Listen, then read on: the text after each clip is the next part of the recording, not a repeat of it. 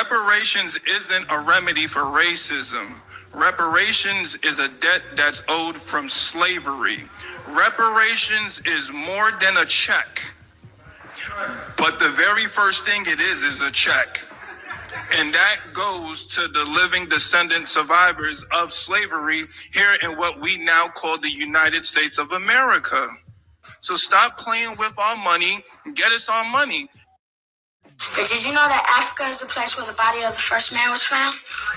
My daddy says that makes it the place where all people originated from. I'm from Africa, you from Africa, you African booty scratcher. I'm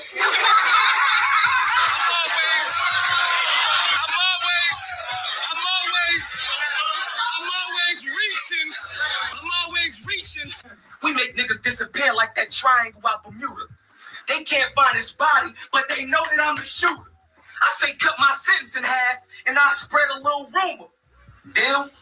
Well, you can look in Oklahoma if you want to find them Sooners.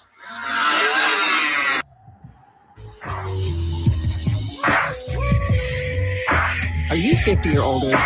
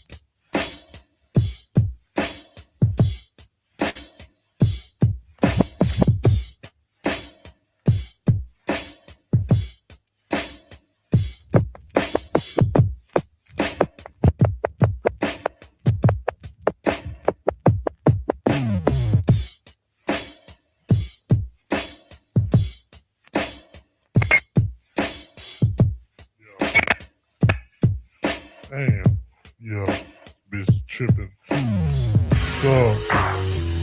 know what I'm saying? In here with some stars. Know what I'm saying? What's up, PAT? The boy Blood. That man put. Know what I'm saying? These boys wanna know who take this wheel. What's up, PAT? Wanna do something off this beat? Know we in here crunk late night about 1 or something. Talk about drinking on that drink. You know what I'm saying? Just for that sticky boy. You know what I'm talking about? That boy there. What's up? Run a nigga down, there is no delaying. Niggas from the south side just really slaying. Just the way it got to be understood. Niggas from the neighborhood, touch they get, you know it's understood. I'm laying, I'm spraying, them hoes they be tripping. Them north side niggas, they coming over here flipping.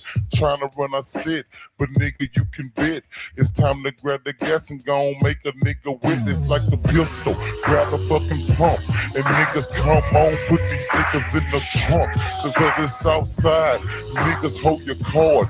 Nigga, like you say, we just on that boulevard. How can a nigga come from that homestead and take back another motherfucking red? Motherfucking ride, another fucking bubble, another bumper kid, nigga, now it's fucking trouble. You stepped in the yard, nigga, now you done pulled a motherfucking moon, now it's time to get the fool. Motherfucking syrup gone on a fucking mission. Pull out the hoop, cause now it's time to lynch them. Motherfucking niggas up, I hope you hear the hope you hear my flow. Cause I'm in the 9-4. Make a dub, can you know about the screw? That salt, that pat, that stick, that blunt, them boys, we down for the mix. Orleans, bring your gat, cause they stole a 7 deuce. Trying to break these boys off because you was coming juice. Now it's time to break a motherfucking move. Let's take the made foes back to the south. Food ain't ain't no stopping. Motherfucking gas when they pull. Roll up on Homestead, nigga, I'm full. I'm out the window, I'm hanging so low. I'm rolling AK banana clip, yo. So I start the fucking spraying. I shoot up the block. Let's take these motherfuckers off, cause it don't stop. It's that S, that U, that O, that what, that Southside, nigga. I thought you know with the flow coming dangerous. Time to change them, rearrange them. Ain't no fucking faking, ain't no shaking. Can't be blamed for the fucking hating on this side. We just rolling out here and clean as rides. Niggas play a haters, they see you in the mix on TV. They jealous of your G because you hurting. We real working. Nigga poppin' trunk TV, I'm chirping. What the alarm? Take off the wheel. You know you're from the side, so you know that shit is real. So they start jacking, trying to take hours. But I'ma come, time to bring down the shower. To the fucking boys, time to hit the funeral. Blast on that hoe, cause you know, man, cuz I'm through. Man, I'm through, man, it ain't no move, man. Gotta break these boys from that north off, man. Know what I'm saying? It's real. But they gonna take another nigga bump and grill next. Cause it's time to flex. Cause them boys, they really got flex. Cause they came up to rob a detail. Try to take your shit, nigga. I ain't gonna tell no stories, no lies, nigga. Yeah, it's true. They riding in the hoop, these just peeping you. So I got my loc on and I got my smoke on. Time to take me to one of these niggas to the grave home. So hard. You know what I said. Let's hit the hoop and let's go homestead. We going fed cause we got the AK. Time to spray the block, tape it off, we don't play. Nothing but Southside. What's up, Kiki? I miss you on this floor, yeah, you and me. And the stick on that wood straight wrecking. We put them boys in check and in effecting. Now them boys heels, they heels on the north. And if you hearing this, nigga, we ain't soft. Just some fucking G's, we fucking players. Sitting back, drinking syrup, just old layers. We only just stacking, we ain't thinking jacking. What the fuck you doing out here Cadillacing? On my fucking turf, I'ma hit you where it hurt. I'm pulling out the gate, it's time to bury you in the dirt. One more nigga dead, one more nigga in the grave. Southside nigga, time to what get paid. Let's step up, get loose, jump up on the juice. It's 95, nigga, we bustin' loose. Time to hit the show, time to hit the BET, being that Kiki and this big one G with the fucking CD. We going nationwide and platinum. Nigga out here and we can't be no cappers. Just laying back. They missing us on the scene because we ain't out there foes rolling clean. Out there scoping, them niggas straight hoping that they can catch us at the light, either rolling in a white or a buck or in the truck or in the hoop.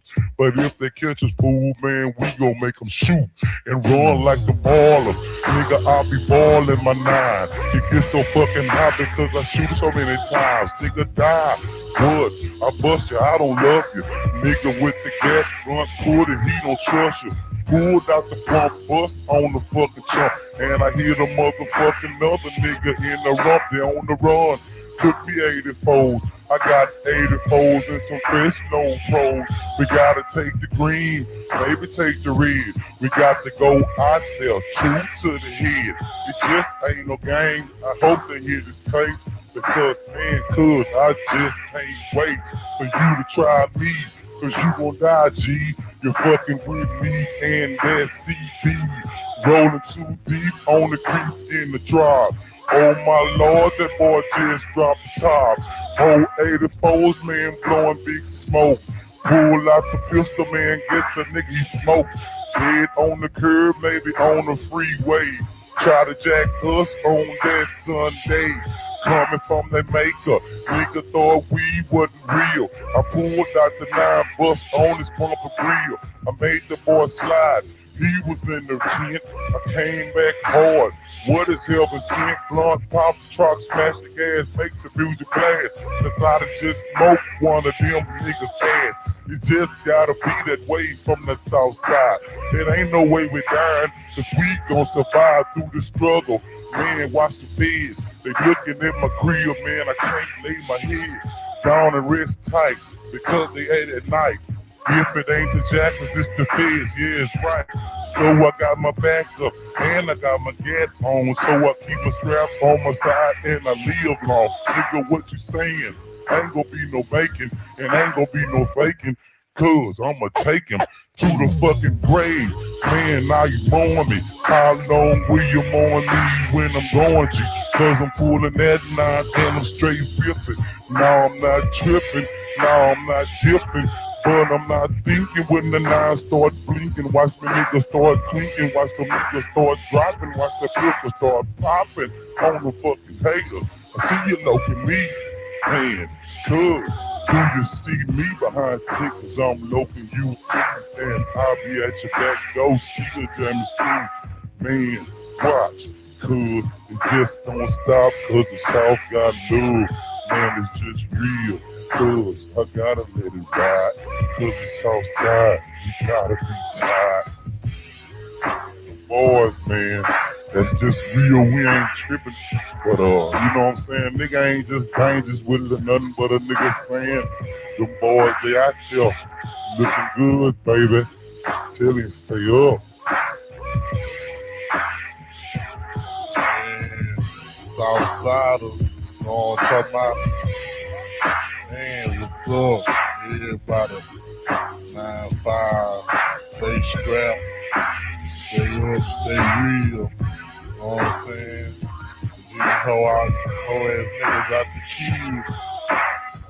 Shit, I got 47 ways to make a nigga change his mind, though. They gon' mind, you know what I'm saying? With that AK or that 9. You know what I'm talking about?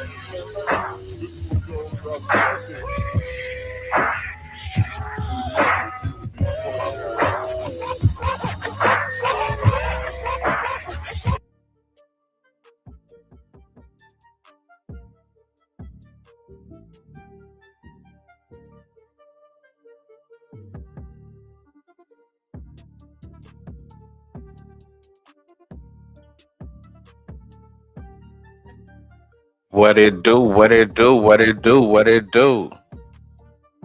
It's your host, we know the most. Back for another classic in the book of the SGI talk. In this chapter right here, it should be part 2, but it's the live one-on-one debate questions, convos against V-Note, the SGI reaction to the black foreman in 1938. So as you see what I got up on the screen right now, I got the counties with Negroes extension agents. So there was assistance, but you can see where it was within the mapping counties in 1938, where it was a plethora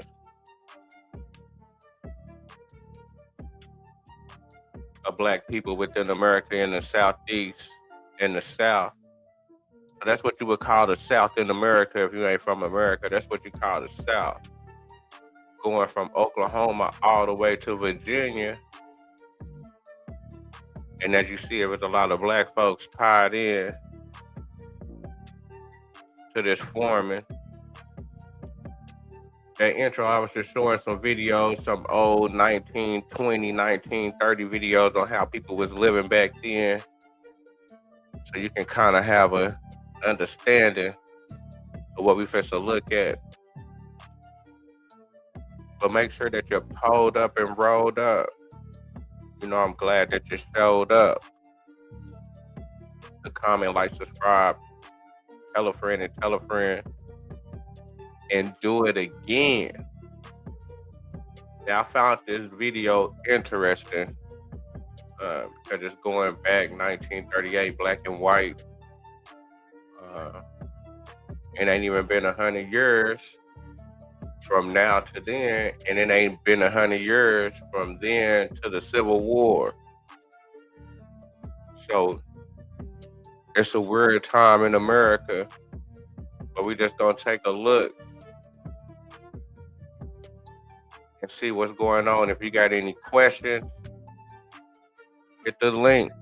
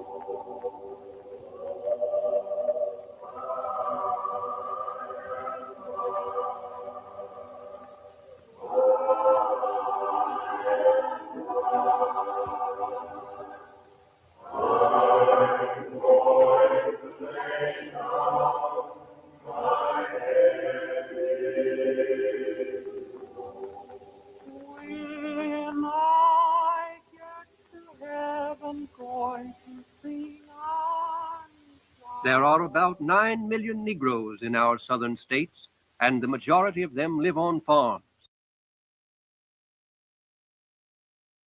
9 million in the South.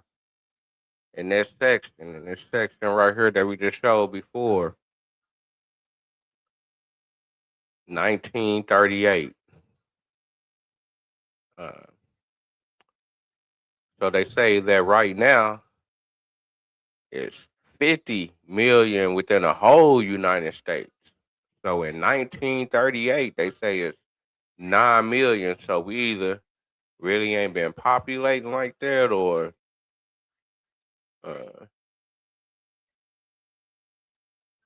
them numbers. That's why I always be tripping off those numbers. That's something that you know, that's kind of surface, but it's something to kind of keep a eye out on. 1938, 9 million in the South. Million Negroes in our southern states. There are about 9 million Negroes in our southern states, and the majority of them live on farms. While many of these farmers have achieved independence and perhaps prosperity, all too many barely make a living. Now, 1938, uh, I don't think my grandpa or my grandma was born in, but I think my grandpa's father, uh, he was a bootlegger. He got locked up. He did some prison time bootlegging, but he also worked at the Tinker Air Force Base. Or he also worked at the Army base. I don't know how long he worked up there, but during that same time, uh, on my grandma's side, they was farmers. You know, they kind of had their own little thing going on, uh, as far as with on their own little land. Sherman and Lulu, 1938. In common with all other Southern farmers, they have suffered from a train of evils that have their roots in poor farming, particularly one-crop farming. For over 30 years, agricultural extension workers have labored to eradicate these evils. The demonstration work, founded long ago by the late Dr. Seaman A. Knapp, has grown into a nationwide extension service. This map shows the status of this work among Negroes in 1937. There are over 200. So I wonder if that's all the land that Negroes was owning during that time. Was that all the land that Negroes was owning during that time in 1938 as far as the work they didn't put in and as far as the business that they didn't got up out the land, you know, producing from the land. And ain't even been 100 years ago. And it's crazy how I guess in 1938 they say yeah they was producing it like this, they did it big, but then they all had to run to the north and to the west. I ain't gonna say they all had to run to the north and to the west. I ain't gonna say that, but a lot they say that went up north, up to Detroit, up to Chicago, went up north to the northern uh, states, I guess with better jobs, and some went west. So that's kind of interesting right there, definitely. 125 agriculture among Negroes, a nationwide extension service. This map shows the status of this work among Negroes in 1937. There are over 225 agricultural agents and about 175 home demonstration agents now working for better farming and better living among Southern Negroes. Aunt Sally Smith, born in Africa and long past her 110th year, when she died in 1937, lived to see. Hey, Miss Allie Smith say that she 110. Let me get this together. Say she 110, and she was born in Africa. 1937 is when she passed. The Harper. Aunt Sally Smith, born in. Long live Aunt Sally Smith, man. 110 years old, died 1938, and they say that she was born in Africa, so that means that she was born 1938, about 1920 something. So that's kind of interesting to say that she was born in Africa, but she was brought over here after that, which that is after laws was put in 1808, said that it was illegal for the imports of slaves into America. So that's interesting, you know. That's interesting. I'm not really sure exactly where they at on the map within this picture right here. But that's interesting for them to say that she was born in Africa, but was still shipped over during a time where it had to be piracy, to where they really had to come through the South, as far as I guess kind of like go through the islands, come through Texas, Louisiana, and I guess Florida, because I guess the East Coast would have been more, where they was enforcing the law. I don't know, but that sound kind of suspect.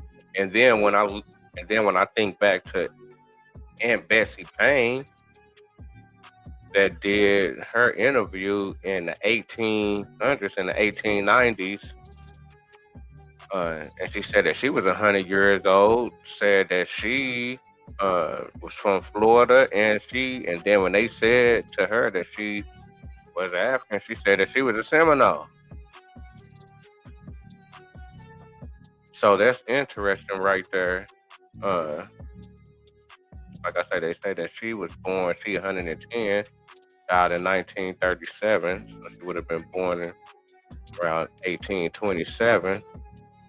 Said that she was from Africa, so I wonder how she came over. That's interesting. African 5 home demonstration agents now working for better farming and better living among Southern Negroes.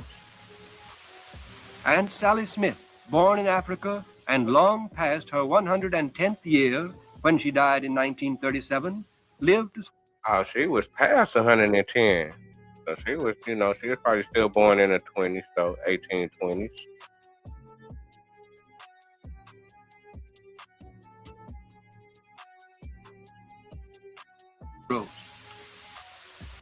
But that's kind of interesting for him to say she is African. I want to do this particular person, got particular records, know exactly who she is, know exactly her whole story. And if that's the case, how did if other people just know other people's stories like that, why is not more of African practices that we practice over here, traditions more that we do more? That's kind of that's kind of not too far off, as far as I would think that she would still have some type of recollection of, I don't know, she probably came over here as a little small kid and didn't remember Africa or something. She probably came over as a teenager, as a woman, we never know. Aunt Sally Smith, born in Africa and long past her 110th year when she died in 1937, lived to see the hard lot endured by her generation and that of her children in some measure bettered by this campaign to help Negroes help themselves.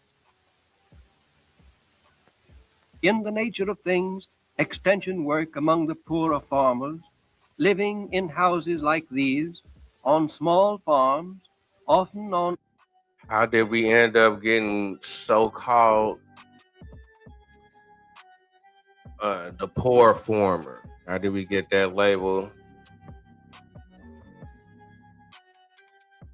when it looked like that they were the master farmers, because they was always in the fields and or always outside, or always dealing with nature or dealing with the land?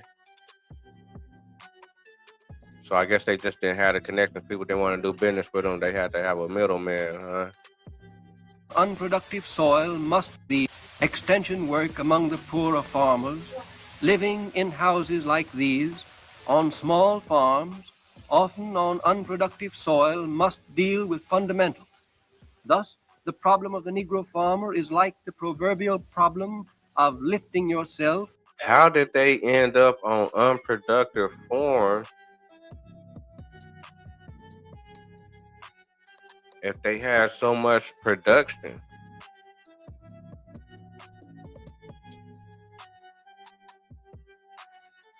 I don't know. It just seemed like it's a certain type of narrative that's being put out right now. I could be reaching, often on unproductive soil, must deal with fundamentals. Thus, the problem of the Negro farmer is like the proverbial problem of lifting yourself by your own bootstraps. He has little or no cash income. It is no mere pleasantry to say that for these folks the hound dog is a useful farm animal, and that hunting and fishing are not sports primarily, but necessary means for providing fresh meat. Under such conditions, the farm agent's problem is one of making the most of small resources. Here, for example, is a one-room cabin in the cotton country. The farm, 3 acres of thin, sour land. The household, mind you, they all sleep together on pallets in this little cabin. 12 persons. This primitive home, this big household, this small, thin-soiled farm, these exemplify the conditions in question at their worst. So we got 12 people living in the house. It don't look like that we having any more big families like this. You know, they say that the Mexicans is living like this now. The Mexicans is living all together. They stacking their bread up and they doing big things. So I guess when we stacked our bread up, we did big things and we moved to the city and we got away from the country and we got away from producing our own foods and working with our hands on the land.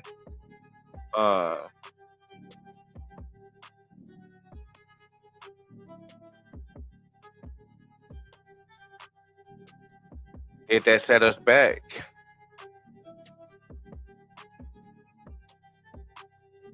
Or is this type of life, I'm not saying I'm living like this, but I guess as far as like living in the country, probably having big families in the country, is that not what's up? You know, most people be like, I don't want to move to the country. I don't want to move to the, you know, most people that's in the city, they'll be like, nigga, fuck the country. I'm in the city life. But would it be a better long-term longevity of not living in the city, but being more, I ain't gonna say just like living off the land, just off the grid or anything like that, but staying tapped in with the land or with agriculture or with that type of, with that side of business or with that side of life or with that side of producing from your land? Or should we be city niggas? Or should we go back to being country niggas?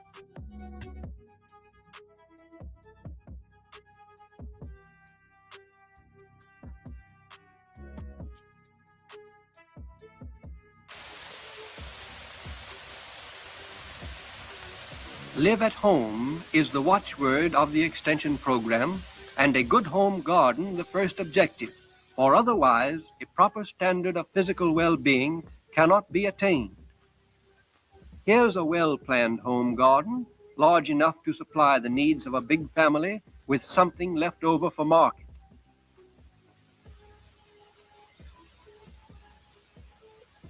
Another garden farther south, where Now these is older people. Now I'm pretty sure they've been doing this all their life, so they just so kind of so used to it. But these are older people, and the reason that I say this, is because we see a lot of dope fiends in the city. We see a lot of people in the city that's it seems like that the city done got to them. The city is too fast for them. They can't keep up in the city. They can't. They can't take care of themselves in the city. Uh, the city may just be for certain people. The city may be hell, and the country is heaven. A lot of murders in the city. be a lot going on in the city. It don't be too much going on in the country. The country quiet, even though the country can get funky. Don't get it twisted, but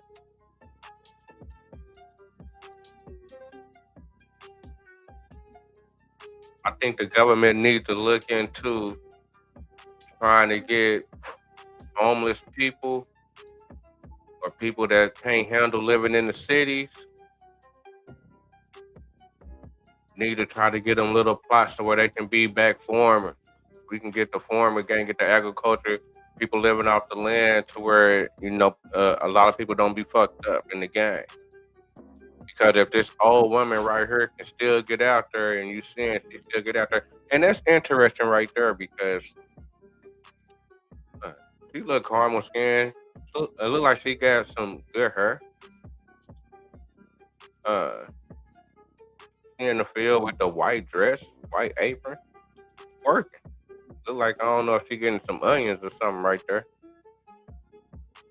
But what I'm saying is that she out there putting in work, and it's younger people than her right now that's so fiend out, that's fucked up in the game. If they wasn't in the city just so strung out, they can probably be having a healthy and a better life in the country. It ain't even been 100 years, and we had older people out there on the knees, big farming. Probably need to look into that, man. Program and a good home garden the phone. TurboTax locations are now open in your neighborhood. So, hand off your taxes to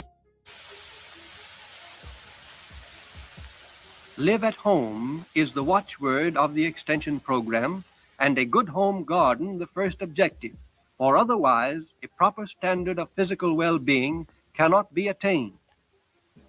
Here's a well-planned home garden, large enough to supply the needs of a big family with something left over for market.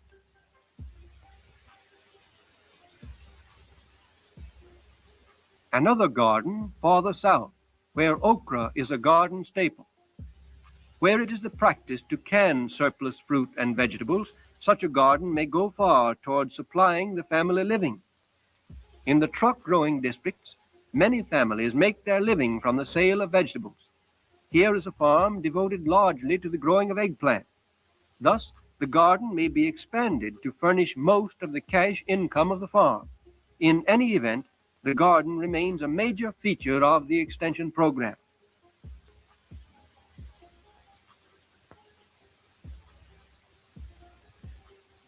Crop improvement work may begin with a neighborhood demonstration by the county agricultural agent.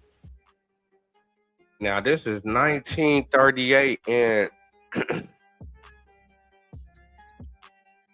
I find it interesting that the stock that they giving instructions on is corn.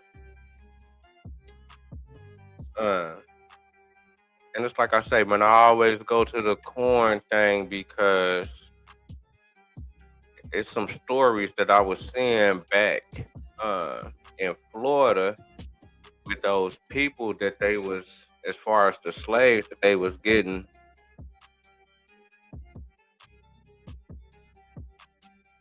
Those black people, they say that as far as whenever they was sick, that the corn was the shit that was bringing them back to life. That was, you know what I'm saying, the shit that they wanted. And I find that interesting that the corn would be a staple for a foreigner.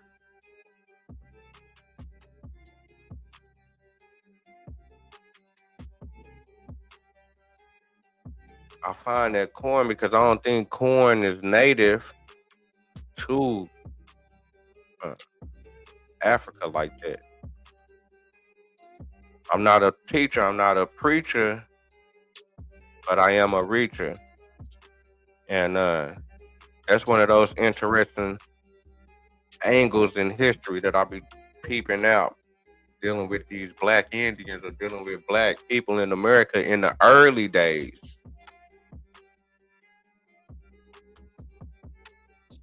Seemed like they was mastering growing corn.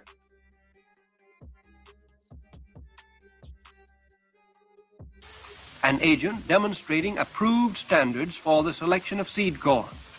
The lessons learned from such demonstrations are fundamental. A county agent gives a group of his 4-H club boys a lesson in seed corn selection in the field.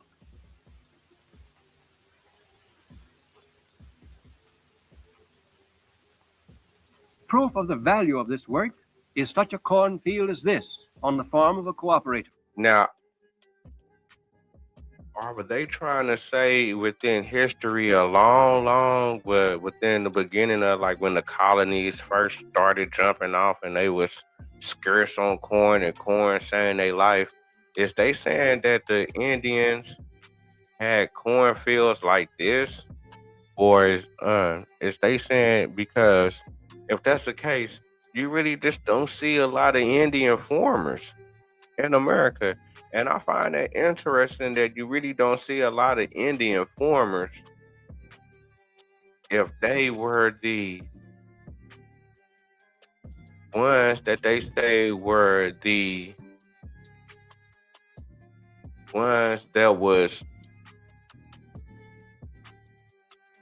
gathering all the crops. You know, that they was the ones that saved the colony. You know, they was the ones that, you know, put the colony on to where they can get out the bundles.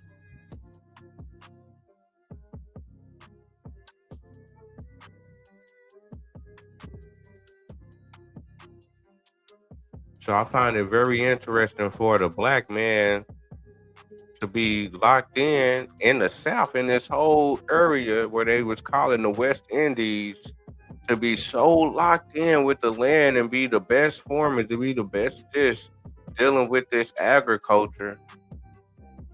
Or are they telling us that the white man taught us all this? But then when you go back and look at history, they say, well, you know, they brought over so-called smart slaves that was experts at growing rice or some shit like that. But rice is not a big. I don't think rice is a great producer of America. It's more corn. You know, it's more corn with everything.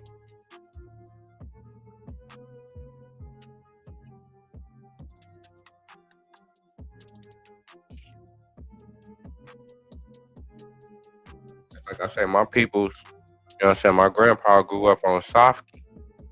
That's like some type of cornmeal, cornbread, corn, you know what I'm saying? They grew up on all this.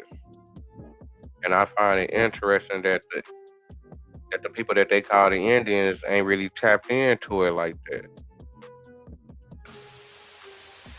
Or this field of corn and soybeans. Note the luxuriant growth of the soil improvement crop between the rows of corn.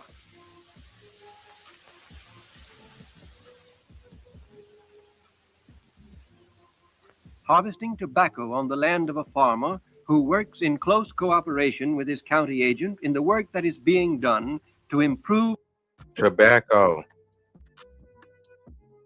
Once again, just like when I showed the picture. Once again, just like when I showed the picture in the children's handbook, going back to the 1700s, where they got the word black, and it was meaning for how they were using it was the black man and black woman from warm countries.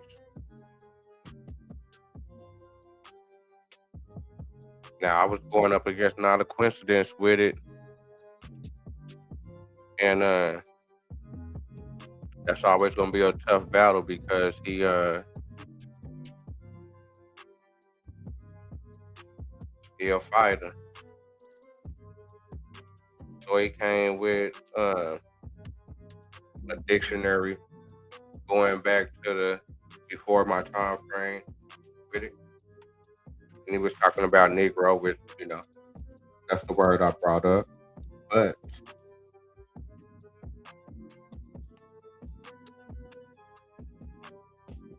the whole point was to was to talk about black people, Negro, it's the same thing, but he was just he was talking like a Democrat, where he was trying to sway away from the black and just trying to stay on the word Negro, which I was telling him that they change up the definition, or they not being fully correct with the definition, because they only say that Negro means somebody from Africa, but which I proved that it always been a mislabel used outside of Africa during the time of discovery. But it was still describing people who they described that was like that. And that's why I was proving to them that black people was found in America, just like black people was found in other places outside of Africa, in the warm countries, which was in the Children's Handbook in Britain back in the 1700s. And chapbooks, which was more popular, which I should have brought that up during the little time I was up there, which was more popular with the common public, with the public people, than a dictionary. And then on top of that, within the dictionary, they didn't have the word Negrito, so that dictionary was kind of flawed because they didn't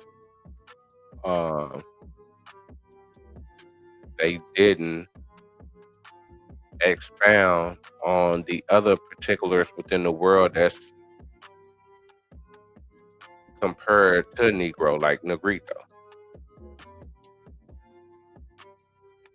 Plus, you're talking about 1738. That's still in the time of discovery, where they still finding people within those areas, and there's different labels going on. But then on top of that, they calling the people Negroes and niggas.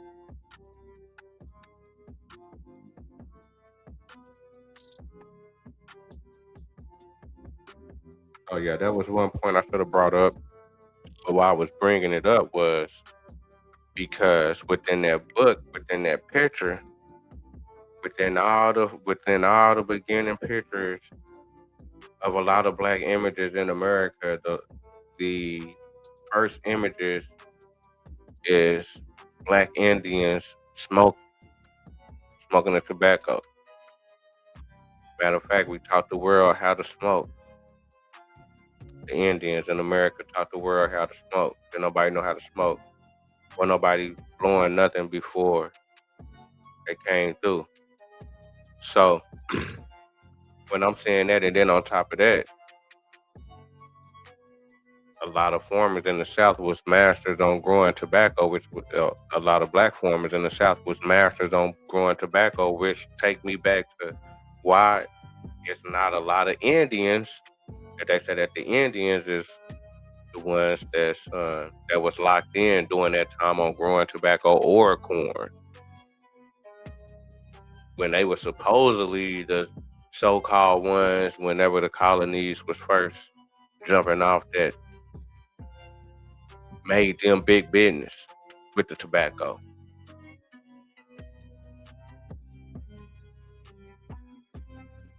The methods of handling this crop.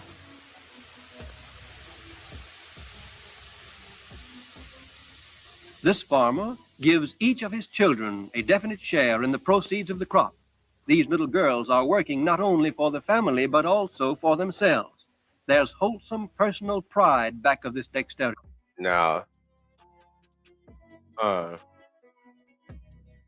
is these black Americans, or is that a white man over there? Is that a light-skinned man over there? Look like a fro right here on this. What is that? A little girl, a little boy, look like a little fro.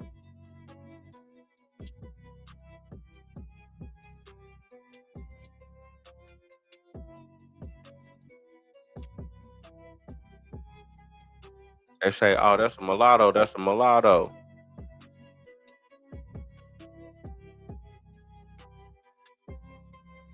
But can they peoples really just be some light-skinned people that was always light-skinned niggas?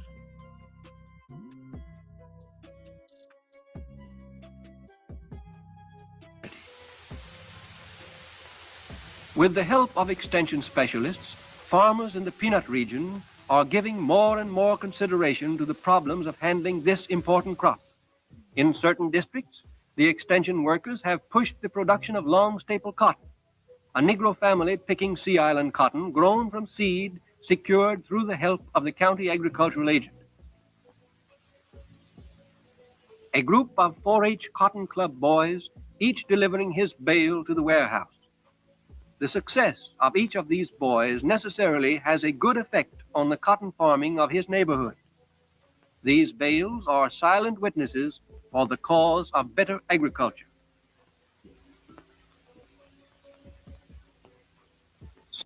Listen, I get it.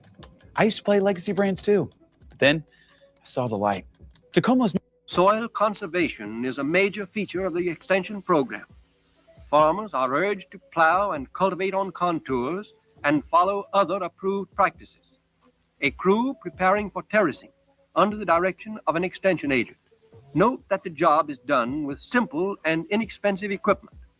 Such modern practice is becoming common among these farmers, as is the use of soil improvement crops, such as soybeans, cowpeas, lespedeza, Austrian winter peas, and vetch. Witness this fine stand of Japan clover. On the left, the farmer who grew this crop.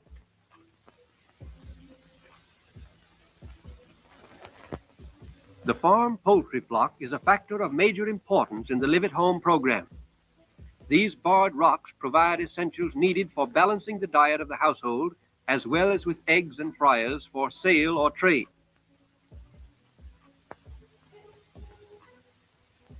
This flock of Rhode Island Reds is the pride and joy of a former 4-H club member.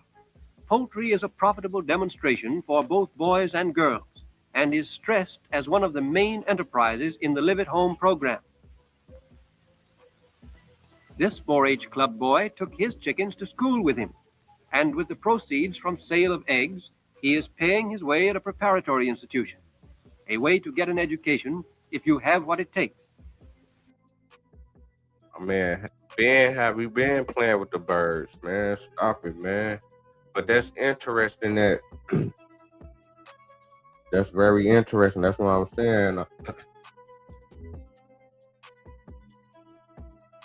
If we all should have home gardens, a little flock of this, and get back tapped in with the land and with nature more and with that side of agriculture. No, just a little bit. We ain't got to be too fully. If you want to be fully, but they got to be in you, though. We still got to have it in us. Because a lot of this is Chinese to a lot of people. The niggas rather get high all day than to get their hands dirty on some shit like this.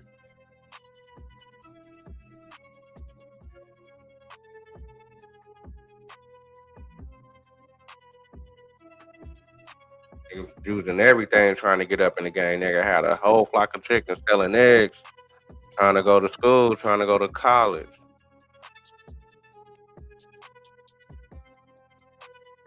And again, it's like I say, it's the city life. Just trying to get to the city and live that life is that not where you want to be, because there been a lot of, it seems like it's a lot of negative within the city life. There's a lot of greatness also. We just need to find back that balance.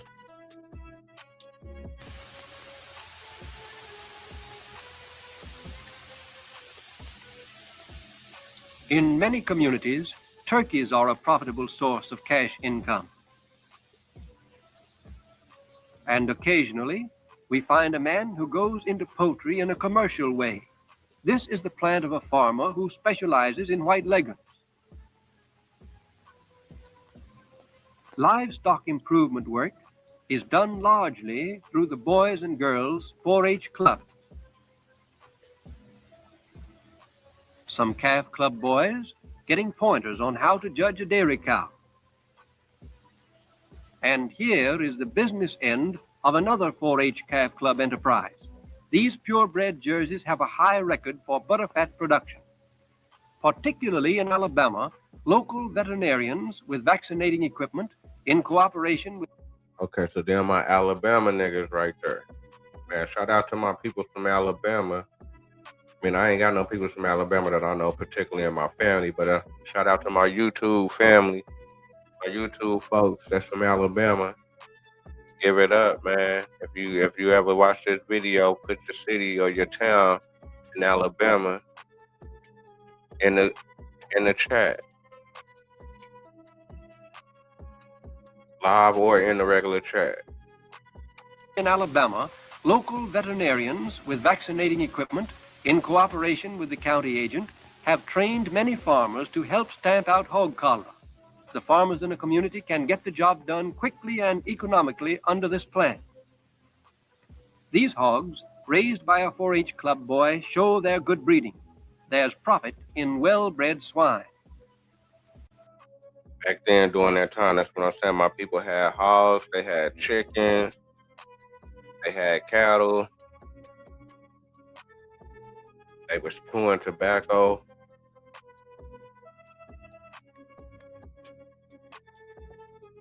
They was bootlegging. Grade hogs like these, from native Razorback sows bred to good boars, are finding a ready sale on local markets.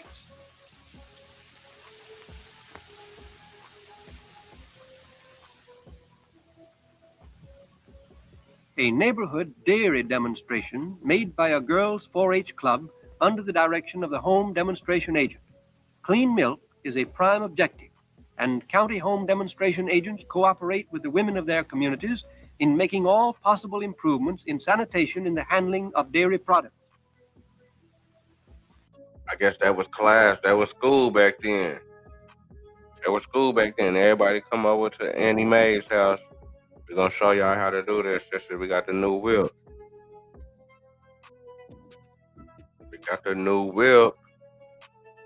And look at all the folks back then, man. Look how they dressed, man. You know what I'm saying? Nice looking, respectful. Just looking like some, people that's chilling back ain't really tripping on nothing, man.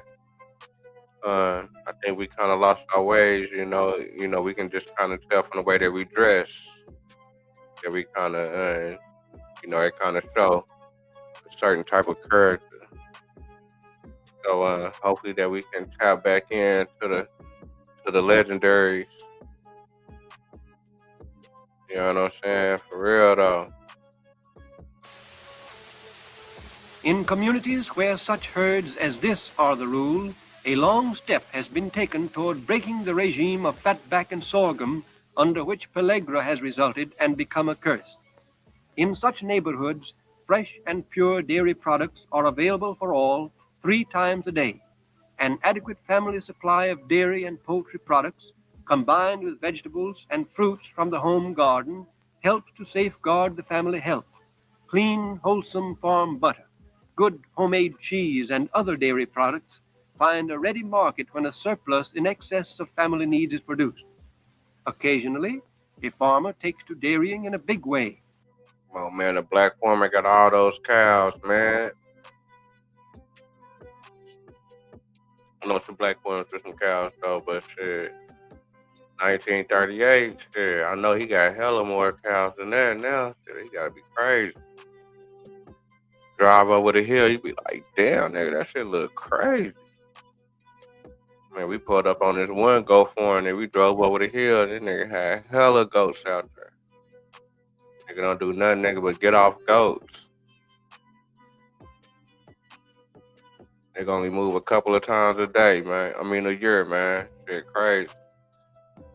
Witness this big herd, which furnishes grade A milk to a thriving southern city.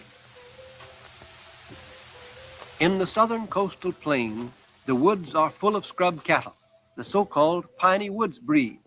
Negro extension workers there have inaugurated a Better Sires campaign, breeding for beef with purebred bulls. Here is one of their Aberdeen Angus community bulls. And here, grade cattle produced by crossing native cows with such bulls. There has been an increasing use of purebred bulls to improve the quality of beef for market and for foundation herds. A demonstration in approved methods of curing. Another demo, man. I like the class, man. Man got the suspenders on back there. They hats on. Women looking respectful.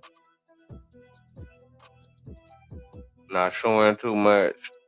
Just, covering up. They Christians. They all Christians, man. Pork, home canning and curing of beef for market and for foundation herds. A demonstration in approved methods of curing pork.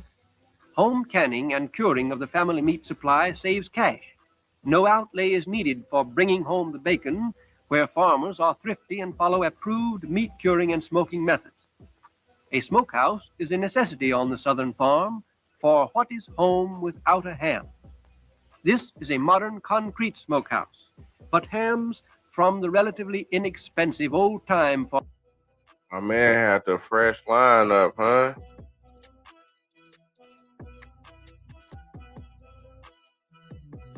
With the overalls, with the white tee.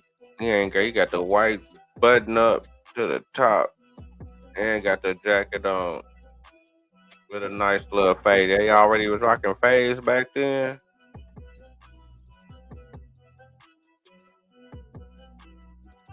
Boy, cold. Concrete smokehouse, but hams from the relatively inexpensive old-time farm smokehouse will smell just as sweet and stick just as close to the ribs as those from some more modern structure. The ham is what counts. 1 in 3 males over 40 experience drips and dribbles. But imagine being this comfortable. The sorghum mill, an institution of long standing, plays an important part in the Live at Home campaign. And we have Sorghum's Day. It's a big thing out there in Wewoka. Sorghum's Day. They been coming up on sorghums, been making sorghum, so that's what I'm saying. Like,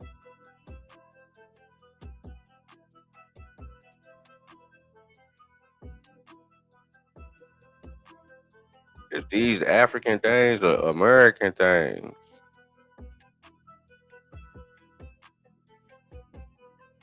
They in there whipping it. With the big stick. Oh.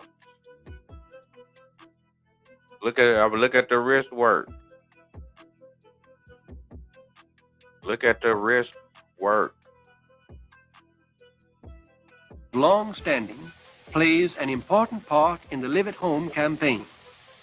The product of this home manufacturing plant is a staple that We been working the wrist, man. Stop it, man.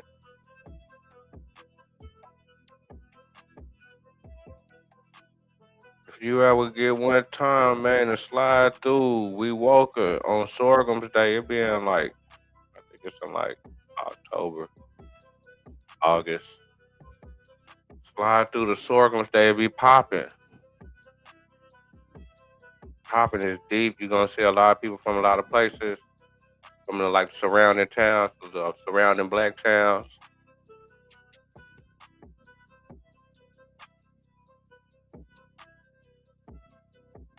And it's like a good event. It's like a good black people event.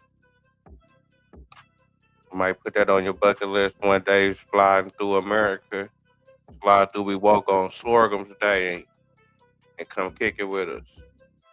that goes far toward reducing cash outlay for food, supplying a cheap sweet that has its place in maintaining the balance desired in the family diet.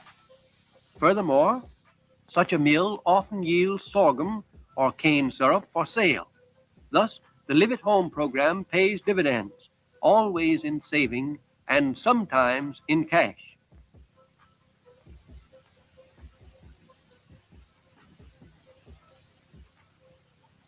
Home canning of food products is a fundamental feature of the Live at Home program.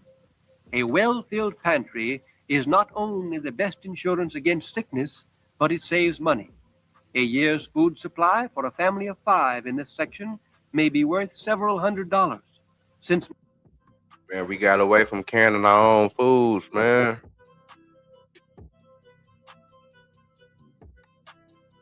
got away from growing and canning our own foods, man.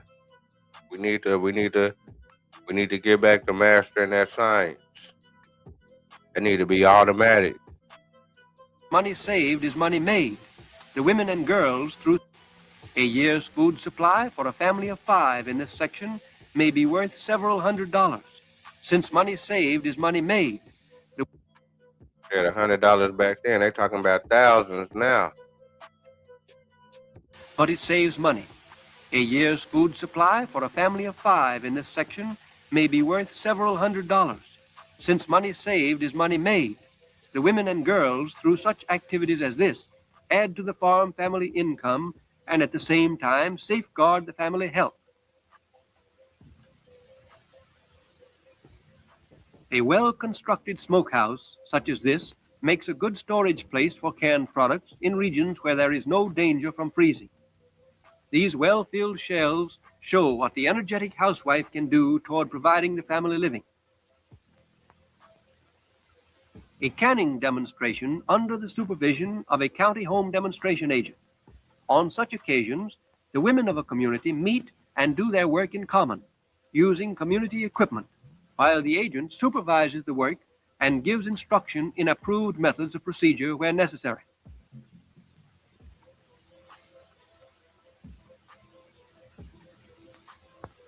Here is a Man, do the women come together anymore like that, man? I guess that can be one of the steps that it can be like this is what we need to do every weekend. You know, we can probably do this. I don't say we need to, but this is a suggestion. We can probably do this together as a people.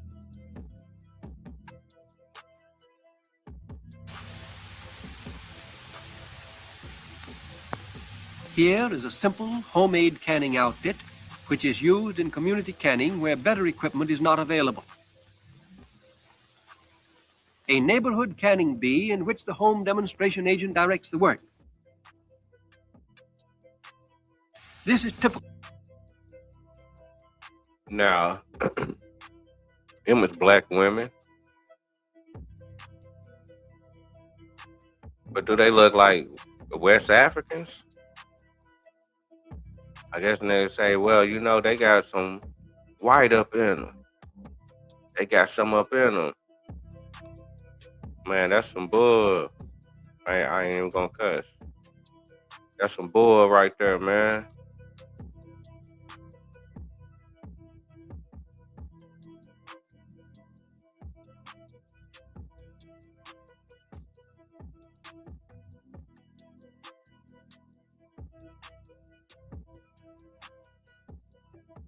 It's 1938.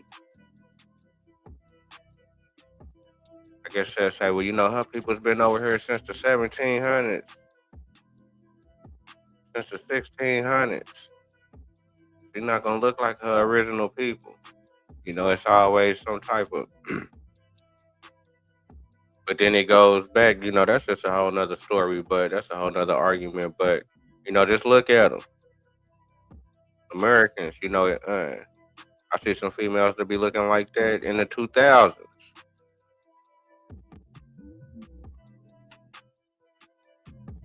You know, they still rocking the run. They still rocking the one part in their head, but they hairdo. Legendary American shit.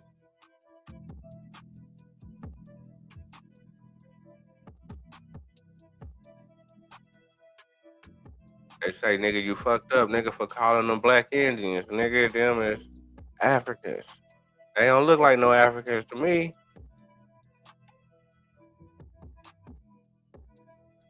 They look like some black Americans.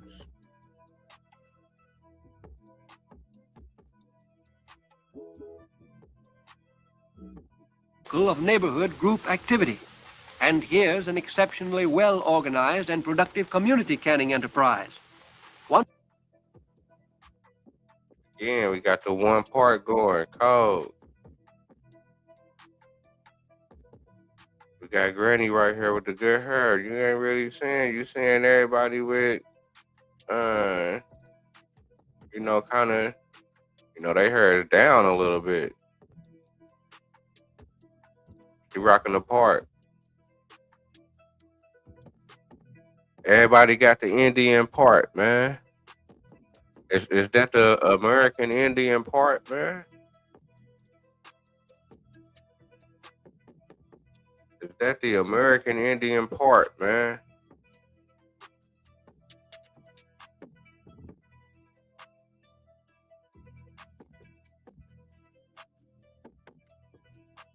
Walmart done took us away from the game. Each week during the summer season, the people of this community gather in this grove to can their products cooperatively. The women prepare the fruits, vegetables, or meat products for canning. The men cut the wood, keep the fire going in the furnace, and handle the heavy pressure cookers. And everybody has a grand time. It's a sort of weekly community picnic that pays dividends in food put up for winter. Chevy Silverado, America's #1 full-size pickup for initial quality and dependability. Man, that's a good thing, man. If we can pick that back up just with family. You know, it ain't even gotta be all the black people. It could be family, it can be friends, it can be, you know, neighbors. You know, just start practicing that a little bit more. You know, everybody kind of isolated into themselves. You know, which is understandable. You know, don't nobody really want to deal with nobody. We understand that. But if we can get back to, you know, little things like that, instead of, you know, being like, you know, the family being like, well, you know, well, I only seen you on family reunion, or I only seen you at a funeral. Or, you know what I'm saying, I only seen you when it's like some crazy stuff going on, or when it's like a celebration.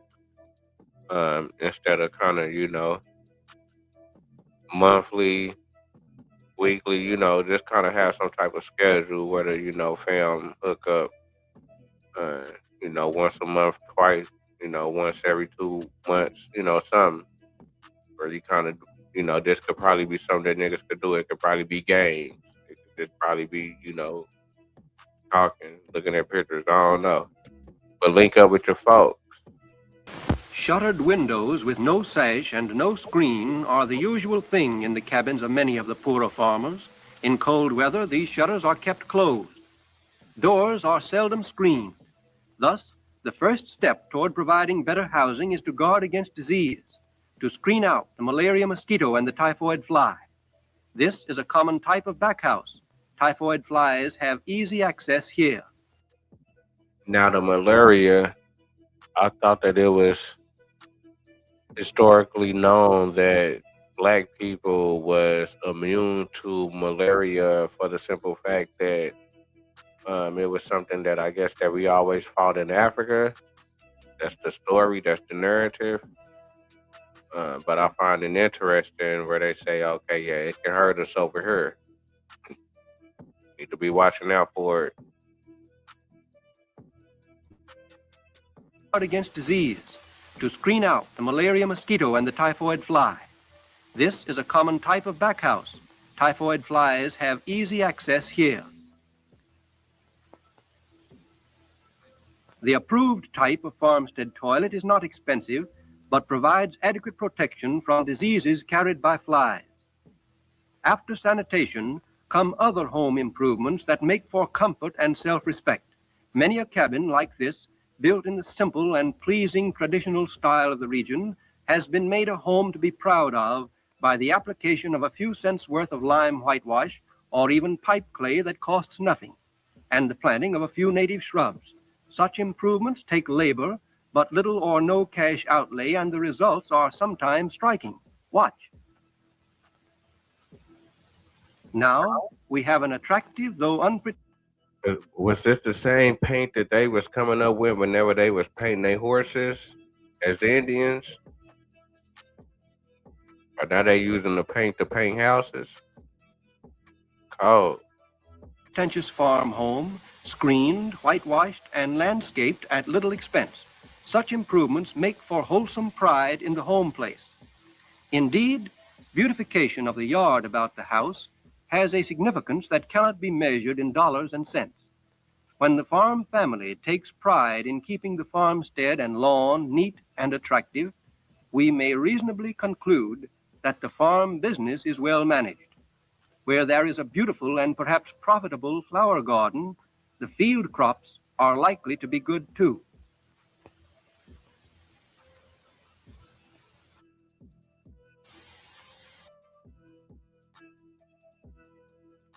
Once again, we got the Indian part. Now, does she look like a West African? I gonna say, nigga, that's a mulatto, nigga. She mixed. Come on, man, stop it. Black people are all shades of color being in America. Yellow, reds, and chocolates. Profitable flower garden, the field crops are likely to be good too.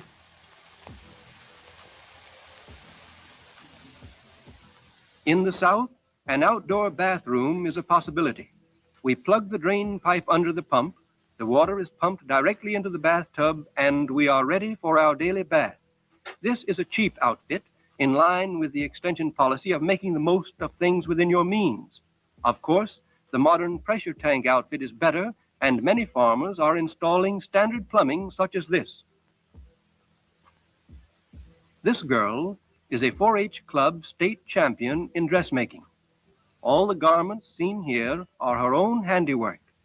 The knowledge and skill that these girls acquire in this work have a direct bearing on the family welfare.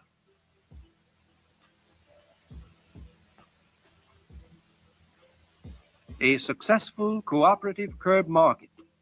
Such activities as this represent the occasional commercial development that comes from the live-at-home movement. Some of these markets are quite profitable. A cotton gin, operated cooperatively by a group of Negro farmers under the supervision of their county agent. The building itself is not much to look at, but the machinery is in good shape and it does the work.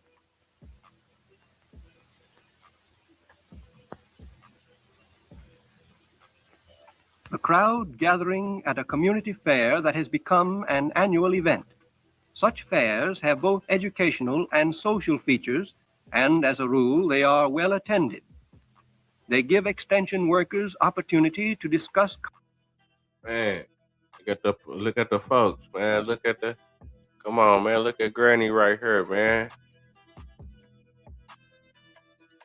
Everybody got their hair down. Man, all the women got a part and got their hair down, man.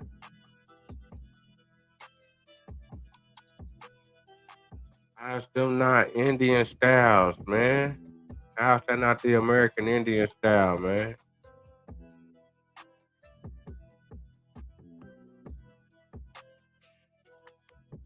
Current farm problems with the farmers of the community and to take counsel with their local leaders. They also give the girls' 4-H clubs an opportunity to turn an honest penny through the sale of various articles to visitors. This is a rather nifty outfit. Anyway, it seems to suit us. Such community activities sometimes are conducted on a neighborhood scale. Witness this modern activity local leadership. They give extension workers opportunity to discuss current farm problems with the farmers of the community and to take counsel with their local leaders. They also give the girls' 4-H clubs an opportunity to turn an honest penny through the sale of various articles. Now, do they look like West Africans? Are those copper color? I guess what you call those copper color Indians right there? They're gonna say she a mulatto, she a mulatto. I look like she got the one part in her hair is down.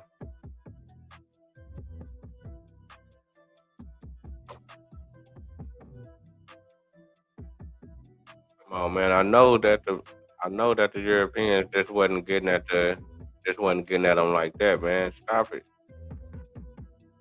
Light skinned people always been in America as far as light skinned niggas. articles to visitors. This is a rather nifty outfit. Anyway, it seems to suit us. Such community activities sometimes are conducted on a neighborhood scale.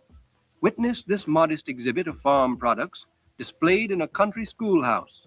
Such exhibits stimulate interest and encourage farmers to enter into friendly competition in production.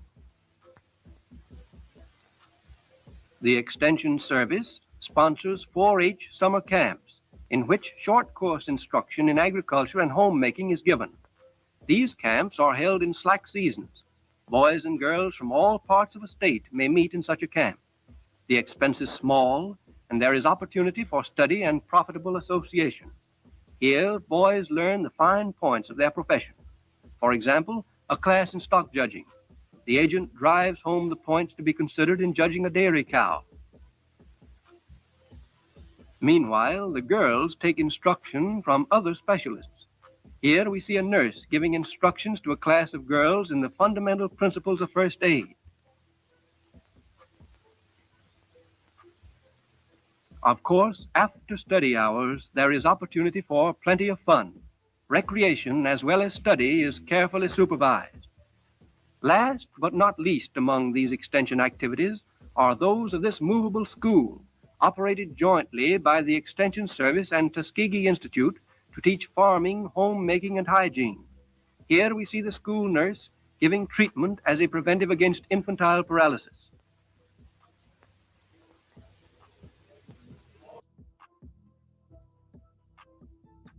Once again, look at the folks. Now, do that lady sitting down, do she look like a West Indian? I mean, not a West Indian, but a West African. She look more like a West Indian to me. She look more like an American. And the woman that's giving the shot.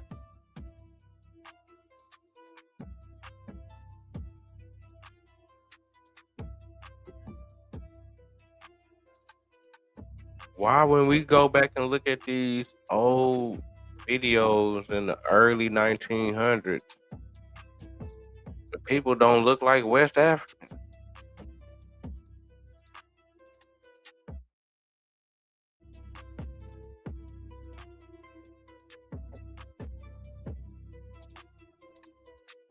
It's looking like Black Americans, yellow, red, and chocolate. Hygiene. Here we see the school nurse giving treatment as a preventive against infantile paralysis. Get in line. Look at the little kid right here. Look like a West African? No. They don't look like no West African. Look at the hairdo. All their hair is coming down.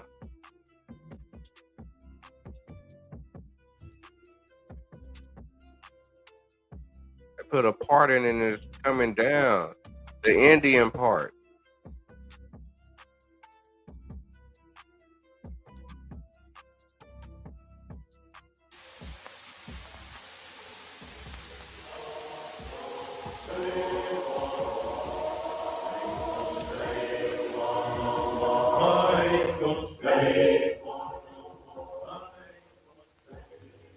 Dr. Booker T. Washington taught that agriculture should be the fundamental pursuit of his race in America, and the Extension Service tries to help Negroes in their effort to achieve.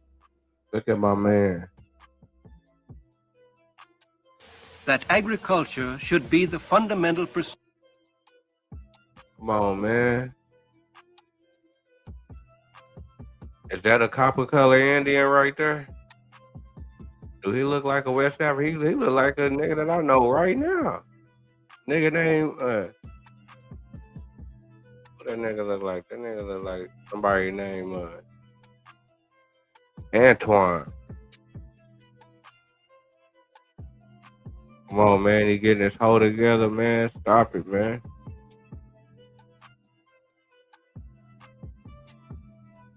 Do he look like a West African? Pursuit of his race in America. Like an American.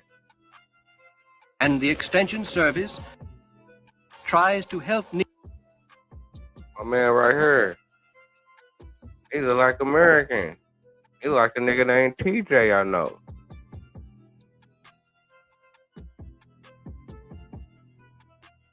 Do he look West African?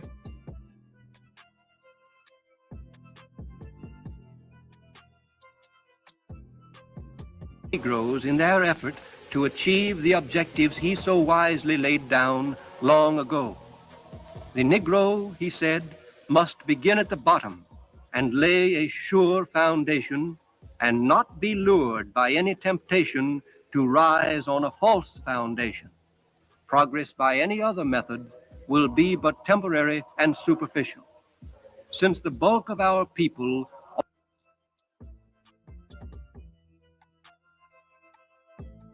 be but temporary and superficial. Since the bulk... Come on now. It look like little Ken folk. Look like little Ken folk right now, man. That's crazy. Little American baby. It's like a West African kid to you, man. Stop it, man.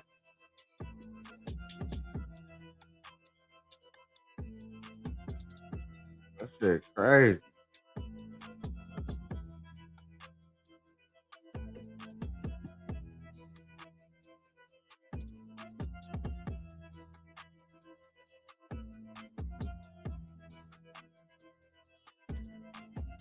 of our people already have a foundation in agriculture. They are... Man, she rocking her hair like my grandma, man.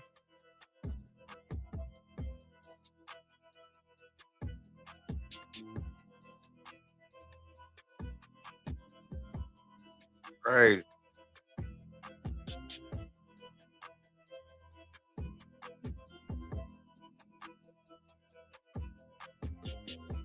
Shout out to my grandma, Ollie Ruth.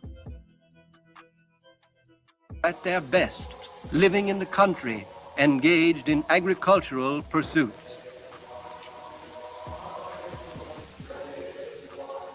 And again, he said, we shall prosper in proportion. We getting some potatoes. As we learn to dignify and glorify labor. And guess we done got away from it. We in the city now. We city niggas. We be sitting on the country niggas. Not saying that we just need to go back and just be fully country, but we need to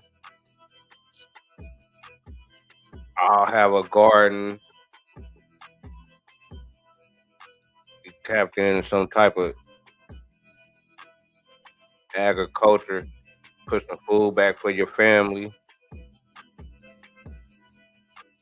Kids can learn something. Another skill, knowledge. And ain't nothing to get out there and do it. They over there bending over, working, hand on the land. And nowadays you see a lot of people bent over, fucked up off that dope. Bent over all day off the dope. They wouldn't bend over to get some bread out the land, no.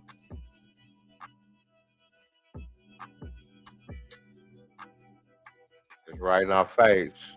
And put brains and skill into the common. Come on, man. Niggas got the tobacco leaves. Niggas made Marlboro come up, man. It's crazy. Switch the Sweet came up.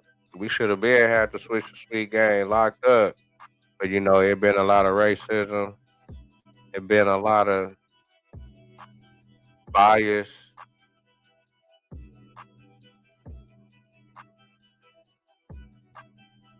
Been a lot of shit fucked up in the game over here with black people in America. A lot of hate. But we coming up. We coming back up in the game. That's a fact. Occupations of life and skill into the common occupations of life. Man, look at them waves in her. Brains and skill them waves. into the common occupations of life. Come on, man. You see them waves right there, man. Stop it, man. See in the country with the waves, man. The hair going down, man. Got the good hair. It's 1938. This is in the country. This ain't in the city. This ain't no city slickers. This is in the country, 1938, man. Stop it. Life.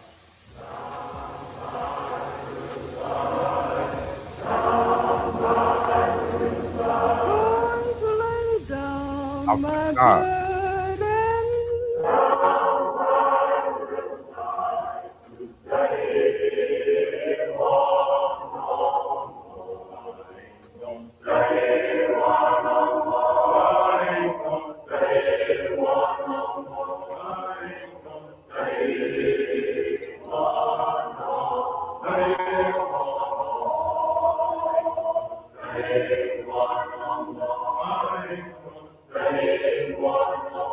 You know, I mean, even if we just start off just doing it, just start back just doing it on family reunion. All right, man, we all finna come out, family reunion. We all finna come out and hit this field. We all finna come out and get and put hand to land. We all finna come out and do this one time a year, and hopefully that it can turn into more. The kids love it. Let's get back on some family shit on the hand to land.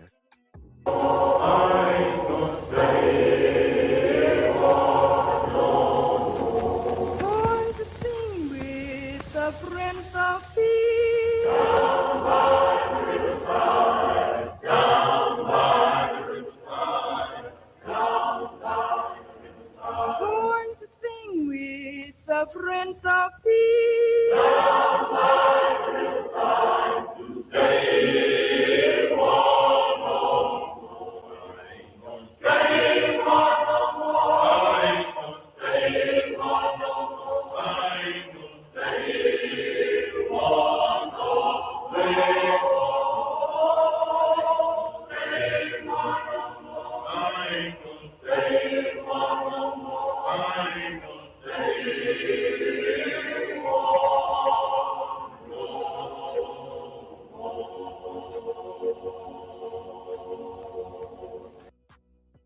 Man, shout out to the folks, man. Legendary people, man, in the 1930s.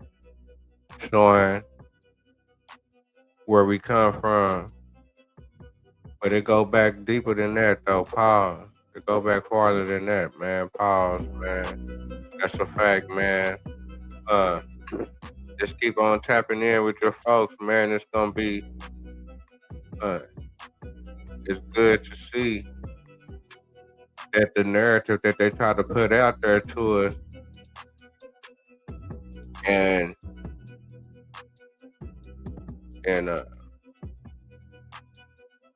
as far as the education system, it just don't match up when we go back and look at the history. It don't go back and when we read the books. It don't match up when we go back and look at these videos and the pictures. And we go back and look at the National Archives. It just ain't adding up. And a lot of people got a lot of questions.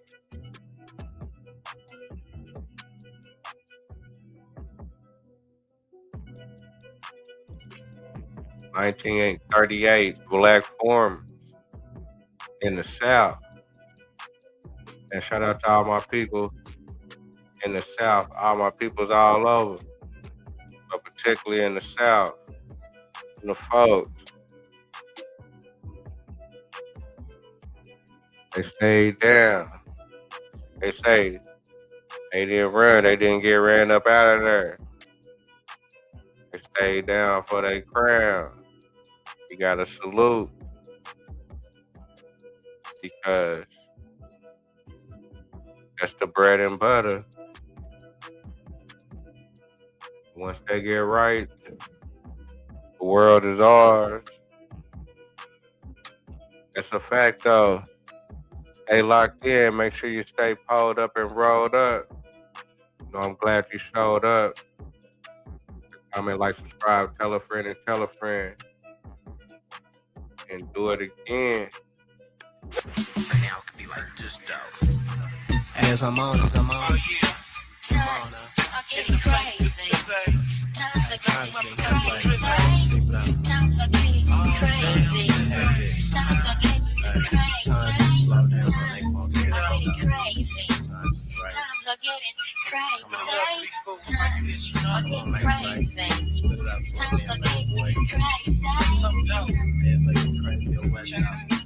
Times are getting crazy. Times are getting crazy. The grind is getting lazy. So instead of blaming, I got this bitch that pays me. Pockets fat. The jealous got me strapped. I'm a cold crest cripple with a gift to rap. Born in the O and 1970. And ever since then, I've been soaking game, ho. Now my game is strong. The dollars come long. Not only from my bitch, but from a rap song. Suckers stay back, cause they know I'm not weak. Especially when they heard me in the 9 o'clock beat from the VPD. I steady get harassed. Those damn black and whites and that motherfucking task. They steady sweating me. They ain't letting me live my young life. And they smooth rejecting me because of young brothers from a black minority. They wanna lock you down in the youth authority. Homie, please, I'm out to stack cheese. Flip me a yacht to cruise the 7 seas. A Benz with a hunt that beats good. A drop top Jag or a damn Fleetwood. Caddy, fool, a nigga wants to roll. Straight high side with his pockets swole. Cause money makes the world go around. That's why on the mic, you hear me throwing down. I get paid, cool in the shade with a big fat stick and a gang of bootleg. To get tipsy, or should I say hurt? Times are getting crazy, I'm gonna go berserk. Jealous motherfuckers trying to keep me at the bottom. Cause funky fresh rhymes, they know I got them. And jealous fools white out in the 20. Wanna sweat because they broke, man, they must be young criminals. Sweat, young brother, I'm 17. If you live in the Crest Lane, you know what I mean. They don't want to grow up. Shit is making me sick, about to throw up. Listen to the games I put in my jams. Cause times are getting crazy for a young black man. Living a life with a felony record. And if you try to get a job, you smooth get rejected. Come on, my brother, let's get some shit right. Get it right. Get it together and get your shit right. Cause times are getting crazy. Times are getting crazy. Times are getting crazy. Times are getting crazy. Times are getting crazy, man. You done heard what he said 100 times. You gotta say it so. Boy, so, boy. You know what time it is. Times is getting crazy. Times are getting crazy. Times are getting crazy. They getting crazy. I say time. They getting crazy. I say time.